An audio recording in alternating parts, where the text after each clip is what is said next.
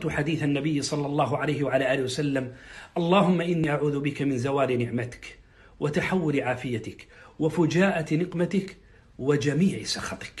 بغداد، دمشق، بيروت كانت من جنان الله في أرضه، كانت موئلا لجميع السواح، كانوا يقفون في شوارعها وطرقها يقلبون النظر: أين جمالها؟ أين خضرتها؟ أين نضارتها؟ أين أهلها الذين تفرقوا في البلاد لاجئين؟ أما الخيام فإنها كخيامهم، وأرى نساء الحي غير نسائها.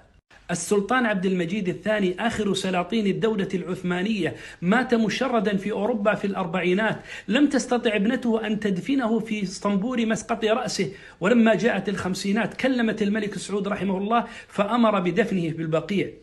أحد أحفاد سلاطين الدولة العثمانية افتقر بعد غناه في أوروبا فاحترف لعبة الملاكمة فمات بالضربة القاضية.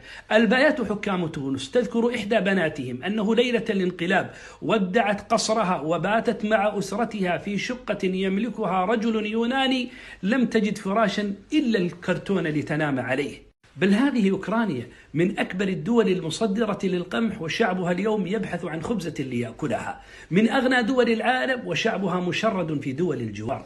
اشكروا نعمة الله ولا تجحدوها، وإذ تأذن ربكم لئن شكرتم لأزيدنكم ولئن كفرتم إن عذابي لشديد.